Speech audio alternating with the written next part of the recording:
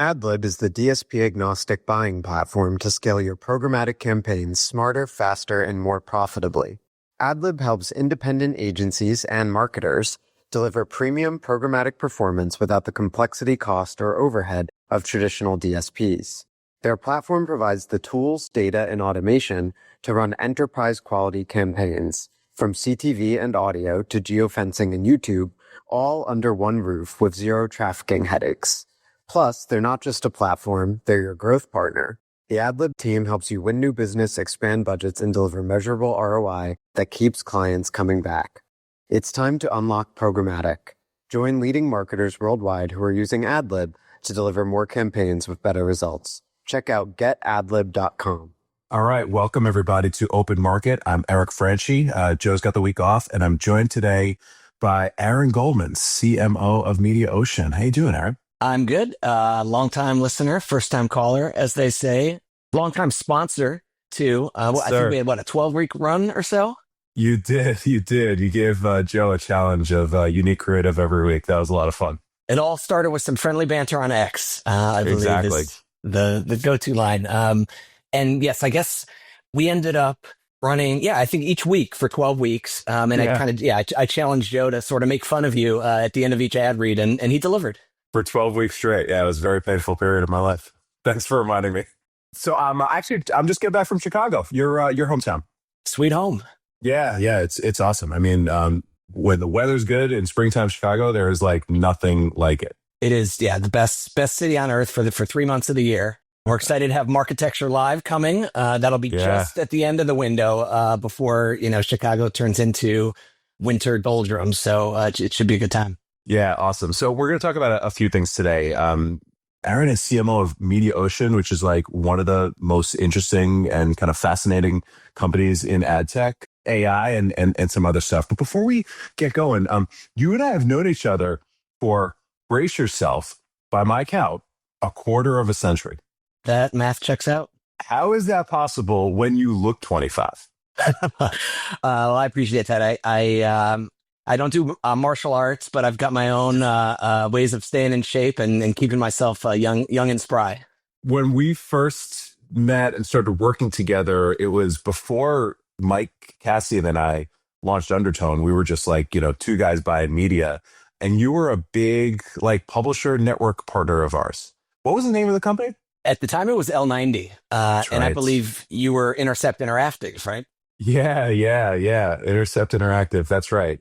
I was trying to jog my memory and ask you to jog your memory about a funny story from back then. And I think you came up with one. Quickly, run through it. So actually, I'll give you two. One, back to Cassidy for a second. So that, of course, was the AOL Instant Messenger era, right? And so, yes, sure, we did email. We were still faxing insertion orders back and forth back then. But then on AIM, it was like the land grab to get a good handle. And I remember Cassidy was Cassidy with 6 S's or something. Yeah, there you go. I'll never forget it. And so I kind of followed his lead. My nickname in college had been G-Dog, but of course that was taken. So it was then G-Dog with 2 G's, 3 G's, 4 G's. I eventually got G-Dog with 8 G's because that was the only one available. But then I remember this. Yeah, and we were, that's how we would chat and do business with each other. We'd be, so L90 was kind of, it was an ad network. It eventually merged with DoubleClick Media. When DoubleClick got out of the media business, we sold them our ad server. So we all know who got the better end of that deal. And then we became Max Online. But our biggest client, I think mutually, it was a shared client, was Orbitz.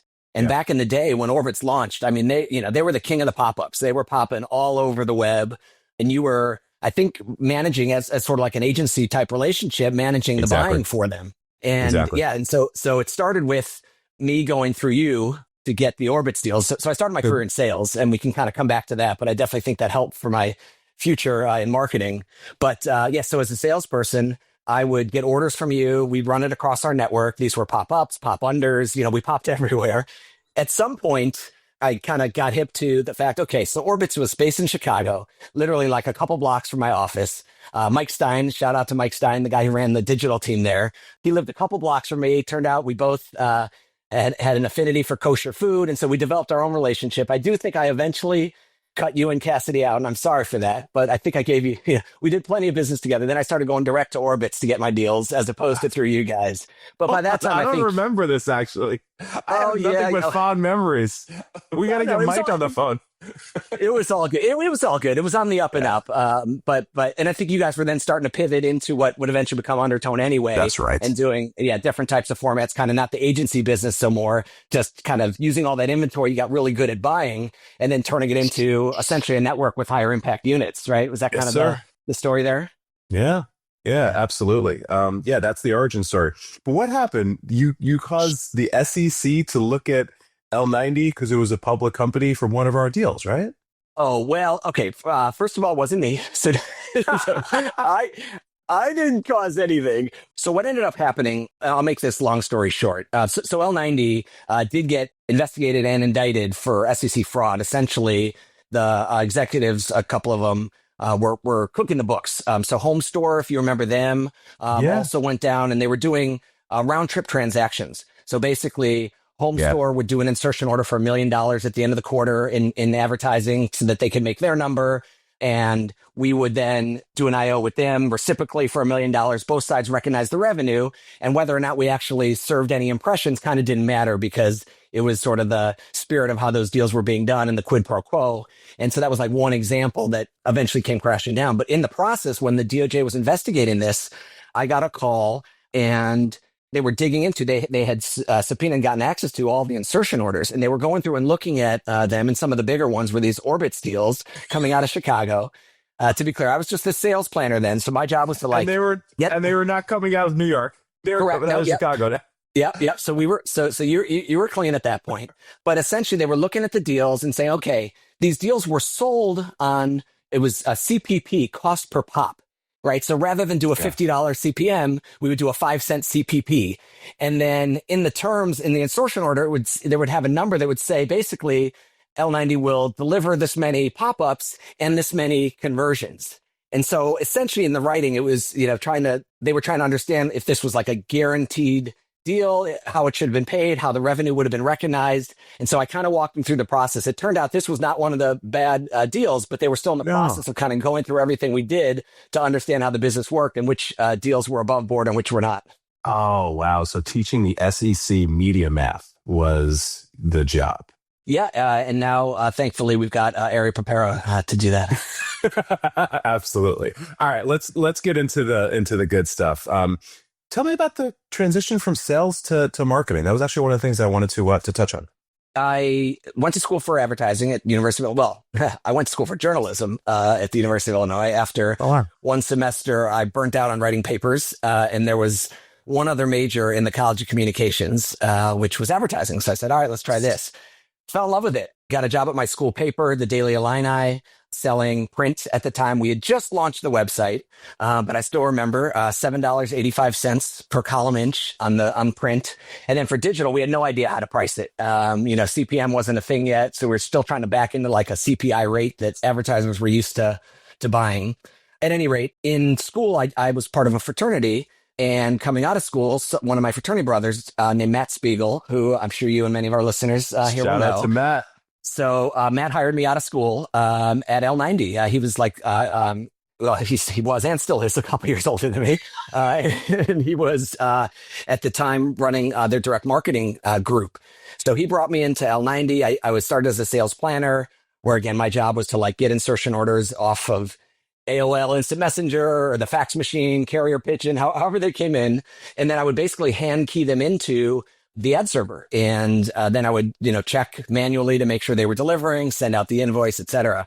After about a year of that, I got promoted into an actual sales job where I was working with the local agencies and brands. And we sold, at L90, we sold everything. We talked about the pop-ups. We're doing a lot of email list brokering was a big one back then. Of course, the banner ads, the skyscrapers, the shashkalis, the eye blasters, you name it, we sold it. And so after about 5 years, the company, so I mentioned it had merged with DoubleClick Media to become Max Online. That's, by the way, where I met Bill Wise, who is now our CEO here at Mediaocean. And because he came over with the DoubleClick side of the deal. Right. And then we got bought. Let's see if I got the history right. So we got bought Max Online got bought by the Excite Network. Excite Network got bought by Ask Jeeves, who got bought by IAC. And that was where I exited at that point. I had started towards the end of that run. That's when Google was coming up. Overture, right? Pre-Yahoo was a big business for search.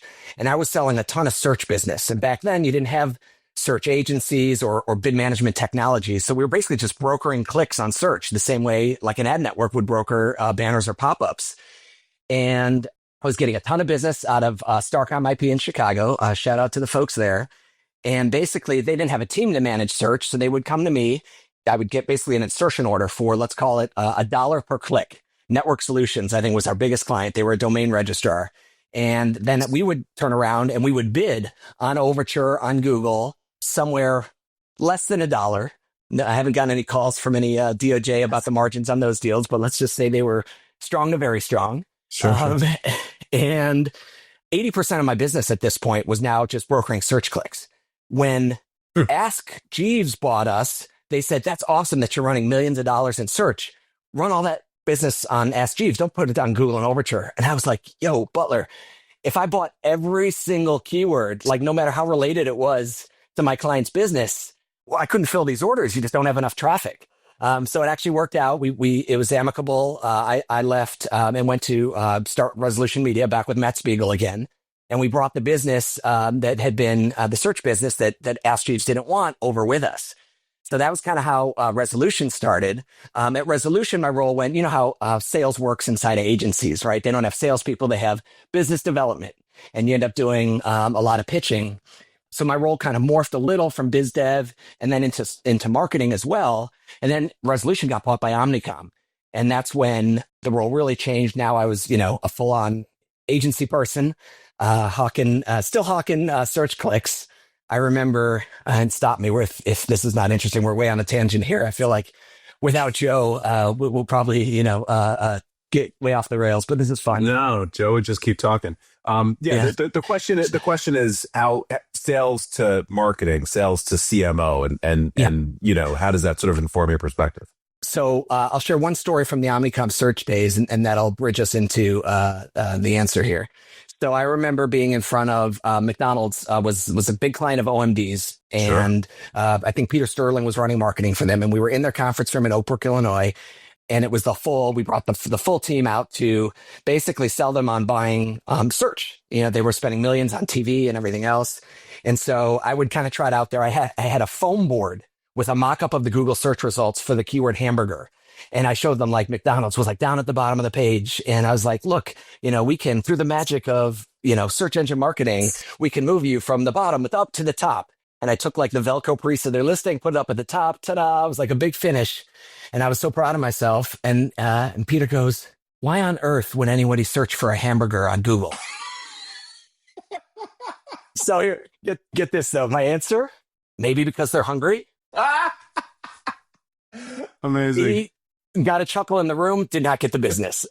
So what I didn't realize then, and here's the key insight and bringing it back to the question was, you can't win, you can't sell, you can't build a business on just facts alone or proof points or product capabilities, right? You have to tell a story, connect on a more emotional level, not just a rational level. Like, sure, of course you want to be number one, but no, Pete, you need to understand the motivation of the person on the other side and how you can persuade them. And that's the guts of marketing, whether we're talking B2B or B2C. It's persuasive communications, it's storytelling, it's being able to take things that are tangible and make them interesting, relevant, create the energy, especially in B2B, where it can be super boring sometimes. But at the end of the day, people don't buy from companies. They still buy from people. And so if you can connect on that human level, that makes all the difference. And now fast forward to coming out of Omnicom. Well, my next move was actually to start a company, but we'll come back to that. Jumping to marketing. My first role in marketing was for Kenshu. Now they're called Sky. And I took on the CMO role there. And that was, well, actually, I know exactly. That was 15 years ago because my twins were born there and now they're 15. And I still have a shirt where they're in little onesies. One said Ken and the other said Shoe. And they're like, this was like maybe three months old. But at any rate, what I brought to that role and every subsequent role in leading marketing for ad tech companies, that understanding of persuasive communications, understanding that our job is ultimately still sales. Our business card may say marketing, but we're in sales. In fact, everyone in the company is in sales. We just execute on that playbook a little bit differently. Our role is a little bit different in driving to those outcomes. Yeah, well said. Back to this idea of people buying from people, even in B2B. Joe and I pound the table about this all the time.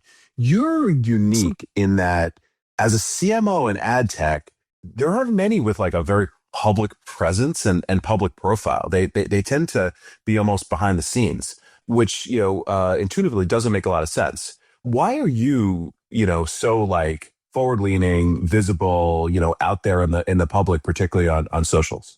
So I'm a big believer in the power of personal brand. And that goes back to, I skipped over it, but the time between Omnicom and Kenshu was a couple of years running my company called Connectual. And essentially, yeah. So the idea there, I called it digital marketing matchmaking. All right. So I was doing a little bit of like business development, helping companies connect to do deals. I did a little bit of like executive recruiting. So helping candidates and companies kind of find each other. But the tagline for the company was, it's not what you know, it's not who you know, it's who knows you. And the whole idea is, you've heard the term like your network is your net worth. Like I'm a full-hearted believer in that. And at the core of that is your personal brand. So how do people think about you when you're not in the room? And at the time it was a personal level. I was building a personal company. So my personal brand and my company were one and the same.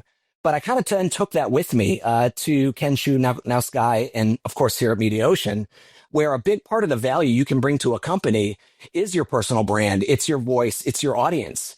And so when you bring me in to this kind of role, sure, you get someone who can manage all the nuts and bolts of marketing, but you also get someone who's got a point of view, who's got that built-in audience. Joe's always talking about kind of executive evangelism, and that's kind of the idea. And so with that doesn't mean that the company brand and the personal brand have to be one and the same. In fact, oftentimes they're not. Here at Mediaocean, they're not. Mediaocean is a company that's been around for 60 years, and it's got a very foundational role in the industry. And so my personal brand is maybe a little more snarky. It's a little more fun-loving, a little more freewheeling, freestyling, free-loving, and so it meshes well when they can come together. And that's part of why I continue to invest both in the personal brand, and then essentially I'm renting that personal brand to the company for the benefit of our overall enterprise values. Specifically, like, what do you do tactically to build your personal brand? And maybe, how can other CMOs who, again, I think this is like a weird thing in ad tech that I can't name too many other ad tech CMOs besides you. What can they learn from? I would say the biggest thing is developing a point. You got to be a student of the game, as it were. Right. And so you got to invest in understanding the business, spending time with your product team, spending time with customers, being in market, going to events, not just to make sure that your, trade show booth looks great and, all the swag came out to spec, but talking to people, understanding what's going on in the industry. What are the key conversations? So that way you can develop a point of view on it. And then, of course, share that point of view. So the obvious example is LinkedIn. That's something that you and Joe, talk about all the time. Critical channel right now. And so publishing there, again, Joe's really good about saying like, don't overthink it. Just be consistent. And I definitely subscribe to that. So continue to put stuff out on LinkedIn and mixing it in. Like, yes, a few of my posts are definitely overtly self-promotional for the company. It's my job. I got to do it. I'm going to do it. But mixing those in with personal points of view and then also stuff that's, tangential to the business. So, for example, I do trick shots. It's a hobby of mine. I've got a YouTube channel. I'll plug it here. It's called Jude Perfect, Jude Perfect. I'm the Jewish Dude Perfect, so that's where the name comes from. And so I do trick shots. And so every now and then I'll do one in corporate, setting. So, for example, at Possible, there was Hoops and Ad Tech, which was a group that was put together. It was a lot of fun. They're now doing this at other tentpoles. So anyone who's interested in basketball, I would suggest you to sign up and get out to the next run. But I went out there were these possible jerseys that a sponsor had made. I put one on, did a couple trick shots, posted that on LinkedIn. If anyone was at the Basis Oasis at the Fontainebleau in Miami during possible massive takeover that they had, and their campaign was show us your briefs, right? As like a funny way to if you give them a brief, their AI will turn it into a media plan. And they were actually embroidering briefs in the Blue Bar in the lobby of the Fontainebleau. So I got some embroidered briefs that said Jew Perfect on it. I put them on and made a trick shot. And yes, I posted it to LinkedIn, probably the only time you'll see anybody in their boxers posting on LinkedIn. So, it's a little bit of, you got to have fun with it. You got to do a mix of kind of the corporate stuff, the personal stuff. LinkedIn is a big channel. Podcasting, as you well know, you're now the host of what, 3 pods, Eric? Just two. Oh, just 2. All right. We haven't launched the 3rd one yet. Got it. Okay. But that's another great example, either going on and doing that. I've actually, if I haven't done too much self-promotion, I'll throw one more. I'm actually launching a podcast. It's called Frap Rap with G-Dog. And yes, it is all 8 Gs. It's a throwback to my actually the era we were just talking about. And so season 1's going to be all tracking down everyone from Starcom IP, who was part of that foundational group at the beginning of the internet era. And each week I'm going to have on a new guest. But yes, so that should be fun. So that's another example of a distribution platform. And again, it doesn't have to be like, let's just come on and, talk about AI, right? It's like, hey, let's connect as humans. What are you up to now? What's your journey been like? That type of thing. Awesome. What part of your success do you attribute your profile picture being at a 45-degree angle to? So that's another great example of just, you got to be creative and find ways to stand out. LinkedIn can be boring. B2B marketing can be boring. And so anything you can do. Just rotate yourself. I tell you, in a feed, when you're scrolling through the feed and you're seeing post, and all of a sudden you see, one dude looking at you, funny sideways, it's going to slow the scroll. Well said. All right. So CMO role, notoriously a short tenured one. We always hear these stats, right? Like average CMO, is 18 months. You have a long tenure. So Mediaocean, which, as a company has just been killing it. I think you've been there now as CMO for 6 years. Yes. And if you count my tenure at 4C, which got acquired by Mediaocean, I'm up to 11. Wow. Okay. What's your secret? Well, diet and exercise. No, just kidding. So here's what I would say. Oh, and by the way, 11 years at Mediaocean, I'm still a baby. All right. The company's been around since 1967. Yeah. I want to talk about that after, but absolutely. Yeah. And so listen, dude, it's cliched, but the saying, if you love what you do, you'll never work a day in your life. Like sure. I'm all in on that. Yes, I love ad tech. It's super nerdy to say, but I know some people listening will be able to kind of identify with that. And okay, yes. So yes, we're not saving lives here, right? But I do believe that ad tech and advertising in this industry makes an impact. A little story. So during COVID, my wife worked in healthcare in a hospital setting. So, she was going in every day, front lines, seeing, crazy stuff. She'd come home, kind of tell me what's going on. We lost a patient, and say, okay, and she'd be like, how was your day? Well, I had all these Zoom calls and, and we lost a client. And it's like, okay, clearly she won every time, but yes, it's ad tech, but we do make a difference, right? Like advertising serves GDP. Like we grow businesses, we help businesses employ people, we help businesses get goods to consumers, we fund journalism. So we do play an important role in the world. So part of why I'm been in this role for so long, and hopefully we'll keep doing it for a long time to come, is I enjoy it. I believe in what we do as an industry, and then. As you would say. So that's thing 1. Thing 2 is, did I get that right? Is that an Ericism? Thing 2, too bad Joe's not on because I had so many to throw back in his face, but that's okay. We'll save that. By the way, I apologize to the listeners. I'm sure I talk really fast. I listen to Open Market and all my pods at 2x speed. Then I talk at 2x. And let me tell you, if you think Joe is a lot at 1x, crank him up to 2, man. It's exciting. At any rate, thing 2 is in this role, I get to be very creative. And so beyond just the blocking and tackling of, managing the marketing funnel and MQLs and SQLs and all that, we talked about how you need to connect at that emotional level. And so every day, every week, every quarter, we're coming up with new and interesting ideas. Our team, we call ourselves the Marketables within Mediaocean. We've done things like flash mobs. We did prank videos. We did a money machine, at a tentpole event. Of course, podcasts, Substacks. We even ran a Super Bowl ad. And those are things that like being able to concept new ways to kind of create that energy and emotion. It's a fun challenge that keeps me engaged, but then that also, I think, brings value to the company, right? So it's a two-sided coin when you ask, the secret to staying in the role. One part is like enjoying it and being fulfilled. The other side is making sure the company feels good about what you're doing, your contributions, and the value you're delivering there.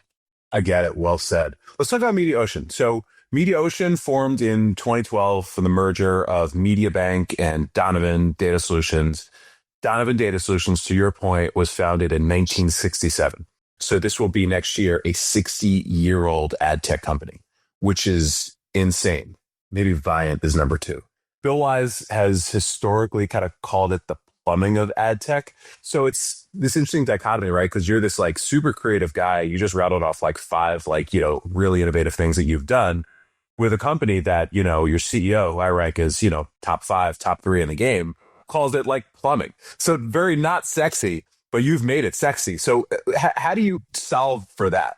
All right. So yeah, note to the production team. This is where you cue up the JT bringing sexy back. But we're in this point where what was once sort of super boring, the infrastructure side of the business, the plumbing, the electricity, to your point, Bill likes to talk about that, has now become super critical in the age of AI, right? Because without that sort of underlying foundation, the data taxonomies, the connective tissues, and the integrations, you can't really do anything with AI. Agents are great, but if they can't act on and connect to the points where the ads are being built, delivered, measured, et cetera, they're useless. And so we have turned, if you think about like plumbing, electricity, it's one of those things where like you're only aware of it when it's broken and you're mad about it. So for a long time, that was kind of, where Mediaocean's at, super critical, but people didn't really feel it. It was sort of under the surface, right? Prisma, the core system of record product, is served as sort of the back office function for the agencies for many years.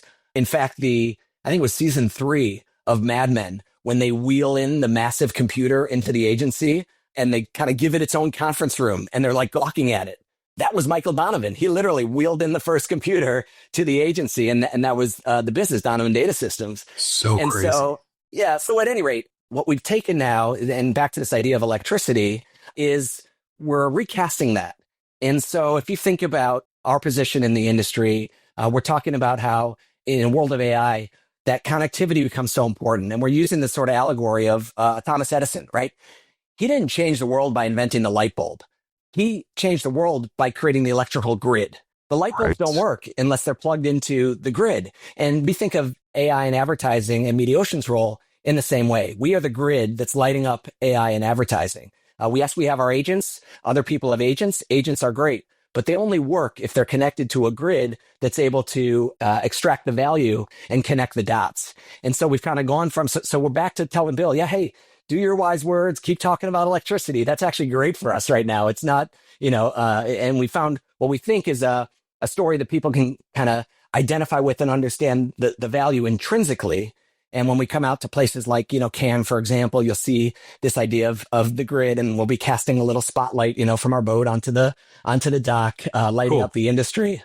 That's awesome. Mediaocean, if I think about, kind of word association, right? This idea of this like plumbing and necessary infrastructure is one thing. I also think about acquisitions. And one of the things I'm a fan of about Mediaocean and Bill is like, you guys don't do little acquisitions. You do big acquisitions. So acquired Innovid for, I think it was EV of 500 million or more, acquired Flash Talking, private company, but I know, kind of similarly like large 9-figure acquisitions. I love that stuff. It probably gives you a lot to work with from a marketing perspective. So how do you think about acquisitions as a marketer? And, number one, like, the moment of announcement, right? Like making sure that lands correctly, because these things can, if they're understood in terms of the impact, they can go great. If people don't understand, want. But then number two, like intelligently, making them part of the story going forward. How do you think about just acquisitions generally? Yeah. And so to your call out 2012, when Donovan and MediaBank came together to form Mediaocean, I think there have been 15 acquisitions since then. And so we actually, at CES this year, we created a whole Mediaocean scape, right? So we took Terry's Lumascape and we created. Shout out Terry. Yeah, and folks won't be able to see this on the pod, but I'm holding up my Mediaoceanscape pillow that we had made up. But essentially, in every category between the brand and the publisher, we've acquired a company that can help fill that point solution. And what the challenge then becomes for me as a marketer for Mediaocean as a company is at each point when we've bought a company that does that thing, you're competing against an entire Lumascape of companies who only do that one thing. And so we have to compete there. There are decision makers, there are budgets just for those solutions. Things like ad serving, things like dynamic creative, things like verification. Each of those has an entire group of companies competing there and buyers. And so we have to make sure that we are communicating our value prop and winning at that point while also telling the story of the whole, right? We like to say 1 + 1 is 3 here. And this is Tvika Netter, the Innovid CEO, loves to call it 1 + 1 is 11, right? How can you unlock the exponential value? Because if you keep all those pieces together and build your stack around our component pieces, you actually get something that's quite powerful. And so then translate that into marketing. We've had to make a conscious decision on the spectrum of being a branded house versus a house of brands, right? So a branded house, you think Adobe, right? Where everything is Adobe this, Adobe that, versus something like a Google, where Alphabet is a parent company. You have Google, you have YouTube, and they're more of a house of brands. When we evaluated that decision for ourselves, the main questions that we asked were, first of all, who does each product serve, right? Who's the customer set? Are they different or is there overlap? In our world, Mediaocean, going back to the Donovan days, primarily served the agency segment. Within the agencies, it was primarily a decision made by the financial teams, right? Because it sort of played a back office accounting software role. But then the users of the product were the media, planners doing hands-on keyboard, processing the buys, and then it would go to billing, et cetera. You talk about like 4C, which is where I came from. Our customer set was social buyers, and then increasingly into what became Converge TV. Flash Talking, Innovid, it's ad operations. And by the way, it's a lot more serving the brands directly, interfacing on the platform rather than the agencies, or sometimes along with their agencies. And so as we brought in each new company, if we did 15 since 2012, the first 10 was the Prisma of the Netherlands, the Prisma of France, the Prisma of Germany. And so that made sense. Keep it a branded house. Just call them what's now Prisma. But once we started adding these different functionalities that serve different segments, we didn't want to erode that brand equity that had been built for many years in market, and we needed to compete at those points with other point solutions. So we kept the names. We're a house of brands. Mediaocean's the parent company, and Flash Talking and Innovid was a pretty easy decision. They serve the same space. It was the number 2 and the number 3 ad server coming together. So it made sense to combine those names. You had to decide between Flash Talking or Innovid, or we could have created a new name. But I don't think the world needs another, Xander or something that you have to like learn and try to understand. And then between Flash Talking and Innovid, it was actually a pretty easy decision. Innovid as a public company, the ticker was CTV. So of course, that's the category where the growth is. Innovid as a name, was chosen because it's innovation and video put together, which are still two critical parts of growth in advertising. Flash Talking was, of course, named for Flash, which is now a deprecated format on the web. Although, if you ask the kids, they think of the DC Comics character, which actually isn't a bad association. But then it was Marketecture Live 1, where we relaunched the new Innovid. We had Ad Tech God, come down from the heavens and bless the union. At any rate, so branded house, bringing those things together, trying to tell the story, where the whole is greater than the sum of its parts, but each part needs to be worthy on its own and be able to be understood by the buyer for that segment. Let's talk about AI, not in the ad tech use case, but in the marketing use case. So like, how is AI shaking up what you do as a marketer, if at all? Yeah, well, I mean, it's at this point pretty much part of every step of the workflow. So whether we're kind of building out our segments or the messaging, lead scoring, drip campaigns, those are sort of the guts of account-based marketing. There's a lot of places where AI plugs in there. And then whether we're attributing performance, trying to measure ROI. Yes, we actually do hold ourselves accountable to ROI. We could go on a whole different track down there. But what we're doing for ourselves is both a mix of kind of, our own dog food. So AI, we've developed ourselves, right? You can imagine the marketing team inside a marketing platform. We do a lot of dog fooding. So we use, Innovid to manage our paid social, our CTV ads, et cetera. But then we also use things like Salesforce and Marketo and Demandbase, and each of them have come out with their own AI agents kind of embedded in there. So it's a combination of using the ones they've made available, some of our own, and then we also have Claude at an enterprise level to kind of connect a bunch of the dots. So to be able to bring in information, the thousands of pages that we have on our websites, the RFPs, everything we filled out, all that information is able to help us, create content a lot faster and just accelerate various parts of the process. Oh, so you're all in. We're Claude pilled, and we are now. Listen, we're all in terms of adoption and embracing it. We're far from realizing the full value. I think everyone's probably at that point. If they tell you that they've got everything running optimally, then I've got a bridge to sell them. But that could be an interesting ad campaign idea. Maybe. Well, next Marketecture Live is in Chicago. Chicago has the Chicago River, which runs through downtown, and there's bridges across each major street. That could be, and it's we've done now like possible. You saw, there was the flying banners. You saw the boats, tugging around digital billboards. Every surface is covered. But I'm thinking we could probably do something in Chicago. I'll have to figure out how we can get on this. Maybe just project something onto the bridges.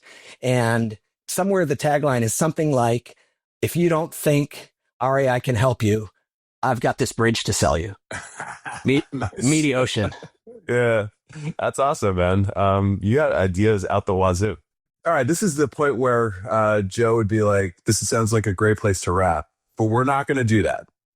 One of the things that we have been thinking about is like, we have such amazing guests, and these guests are just not just amazing at their jobs, but they're like awesome people. So we want to start ending or mixing up on a personal note.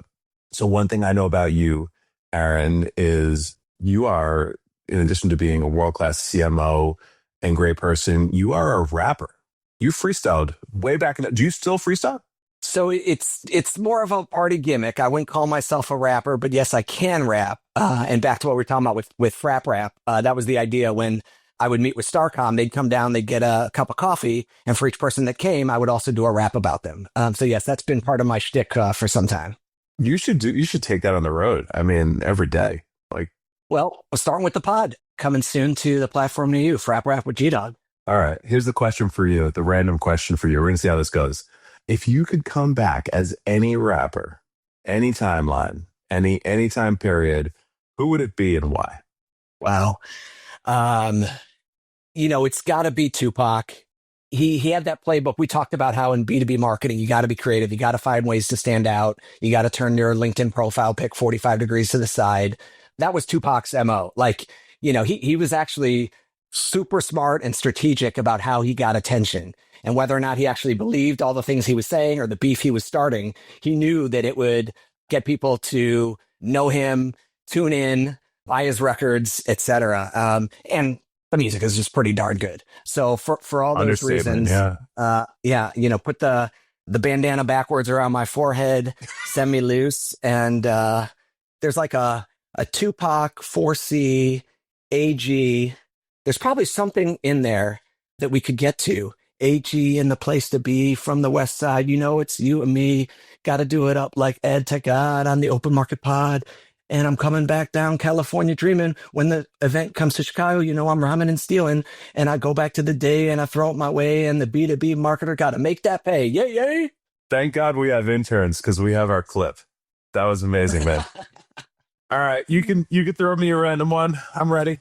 All right. So if you could be in any other profession, what would it be?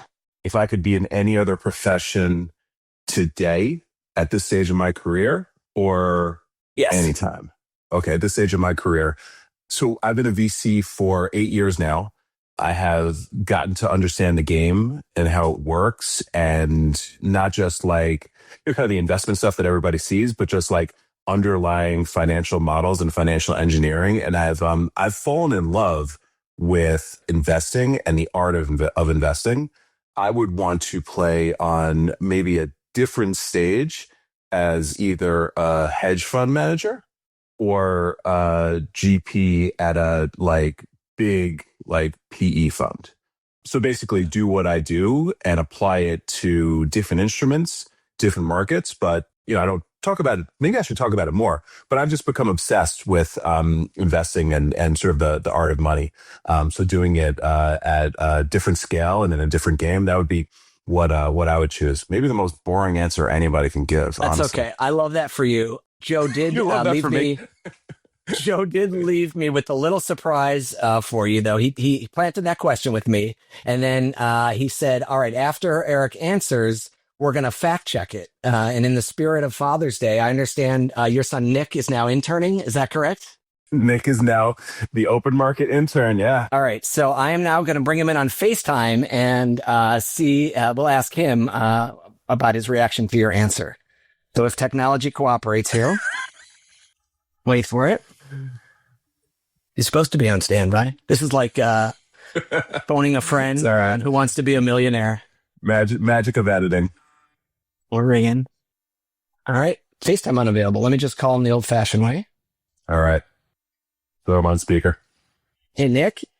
Is this not Nick Franchi? Okay, sorry. That's great. We got to keep this for the blooper reel. Wrong number. Okay, so that was the problem. Let me try that again. You want me to give you his number? Oh, I see. I had the typo. I had the wrong area code, so that's on me. Amazing. Maybe we should keep this in. And why not? Okay, let's try that again. We're bringing him in. All right. Technology. Let's see. Okay. Nick. There we are. Hello? All right, here we go. So Nick, we were just talking to your dad. We asked him if he could be in any other profession, what would it be? And he gave a really boring answer about some different job in finance. Yeah, and we wanted to see what you had to say about that. If Eric Franchi could be in any other profession, I think he would be a professional cowboy. Very, very into country music. And he, every time we go to Texas, he's always very into it.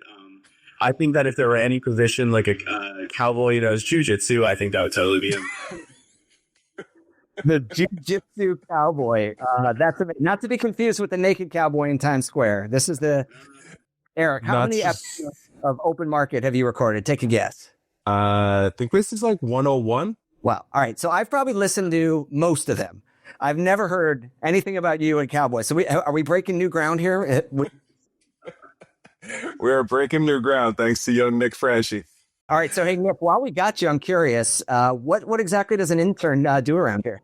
Yeah, so basically I'll just be helping out with content creation, managing all the social medias of the pod. I'll be reaching out to some guests, helping with interviews. And yeah, I'll just be generally bringing like new ideas to help connect with the younger audiences and grow the reach of the pod. So.